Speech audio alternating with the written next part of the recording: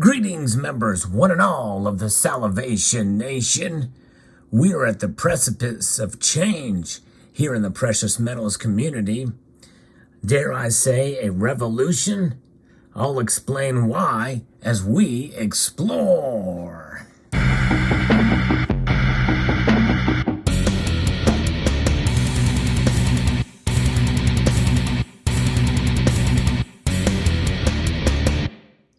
I've done many videos recently, it seems to be a trend, about these huge mints having massive increases in sales every quarter.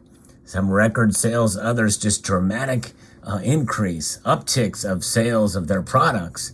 I've also done videos about central banks around the world accumulating more and more gold, and gold seems to be kind of where it is. But there's a lot of sales of silver as well. Most of us know this by the increased premiums. And really the premiums have increased in both silver and gold. But I think that's actually a good thing when you think about where we are headed and what people are waking up to. And that very prospect, I think, is what is spearheading this revolution, as I call it. It is brewing for precious metals, and I think it's something that if we continue on this pace, then I believe that we are in for a very interesting ride in precious metals. The latest news comes to us from the Royal Canadian Mint, where their gold maple leafs have increased 14% last quarter, as I report to you from Coin World. Sales of maple leaf coins at the Royal Canadian Mint are up, according to the latest quarterly report from the RCM that was released just recently. Sales during the third quarter of fiscal year 2022, which ended on October the 1st, were 14% higher than in the same period of the previous year. They sold 354,300 ounces of gold during that 13-week period, compared to 310,400 ounces in the comparable period a year ago. Silver bullion sales for the same period were actually down 2% to 9.6 million ounces compared to 9.8 million during the stretch of 2021. But that very well could be because of the increased premiums on maple leafs. But that's not as big a drop for silver as it was gains for gold. Despite higher sales volumes, weaker metal prices pushed revenue from precious metal business actually down $687.2 million Canadian money compared to $757.9 million in 2021. As we know, the precious metal business includes refining, storage, and metal bar production, and is not limited to maple leaf sales. Sales of numismatic products were almost flat quarter over quarter at $24.4 million, according to the Royal Canadian Mint. And revenue from Canadian coin circulation products and services increased over that period of time as well, too. I think that tells us, folks, that people are buying more gold, especially from the Royal Canadian Mint. And I think a lot of it has to do with premiums, but also a lot of it has to do with kind of the awakening that's occurring around the world, really, but also trying to find good deals on products. We know central banks have been adding a lot more gold at almost record levels, and we know that a lot of gold and silver, by the way, has been picked up in cultural centers like in India, and that is a dramatic move and having an effect on the LBMA and COMEX stockpiles of both metals, really.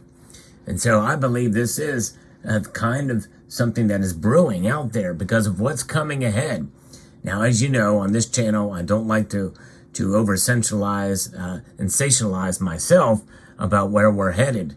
But nonetheless, there's just a lot of things that are out in the open right now that are being bantered about, mainly by the World Economic Forum and central banks, especially here the Federal Reserve, and what has been out in the open about exploring the idea of a central bank digital currency. You tie that in with the ESG component, which has already infiltrated many banks and institutions around the world, that is a brewing of trouble.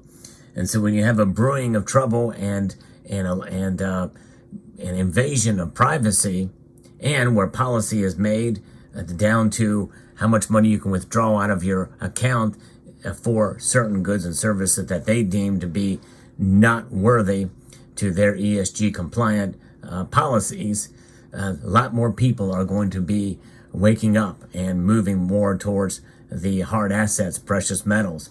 You think about it. Gold and silver, they have no agenda. They are what they are. It does not matter what you spend, how they are spent. They don't care about this or that. They just exist for what they have been for thousands of years. You think about it. You can think of it as dumb money if you want to approach it from that angle. Although it's very smart to have dumb money. And dumb money does not have a calculus tied to it. It does not have an algorithm tied to it. It does not have a ledger. It is simply what it is because of what it is for thousands of years. Now, as dumb money, it's pretty smart to hold it for sure, because even though we have this now, the dollar, which right now is not tied to anything, it is in existence because of what the Federal Reserve says it is. That is known as the concept of fiat. But nonetheless, gold does not have that. Gold is a metal that exists simply because of the nature, the properties of the metal.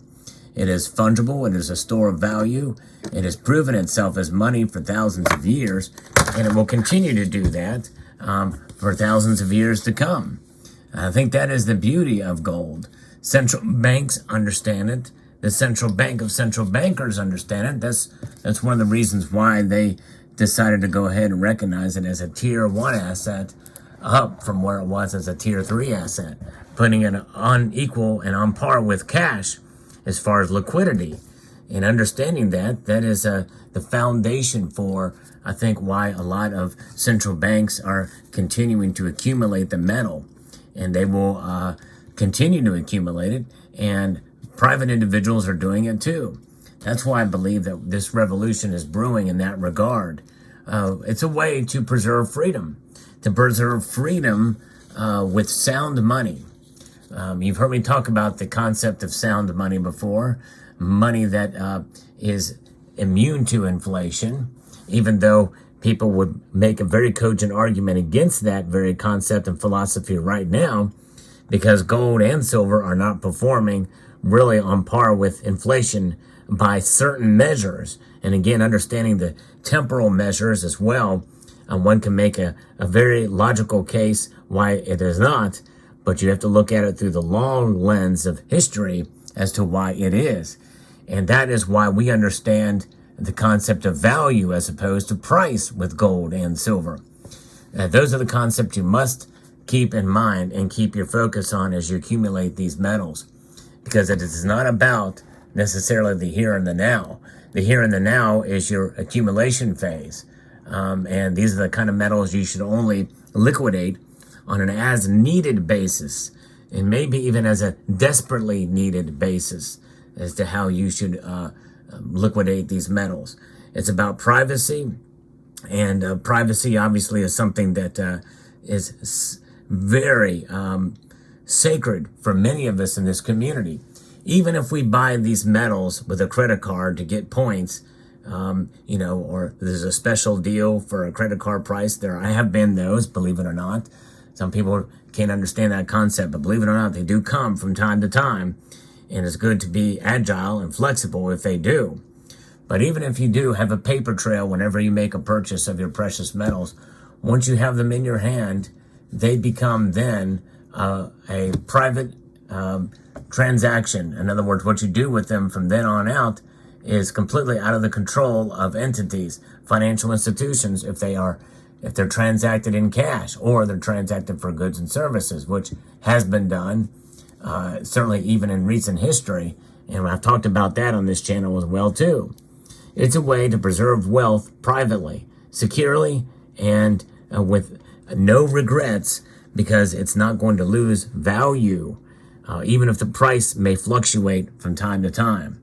So I believe there is a revolution brewing. Part of that revolution is understanding that through the course of this occurring, we may find during the course of the next couple of years, as things grow more towards a reset and more towards the adoption of central bank digital currencies around the world, we are going to see potentially the price of gold and silver drop, maybe even substantially. That's quite possible. We must be prepared for it.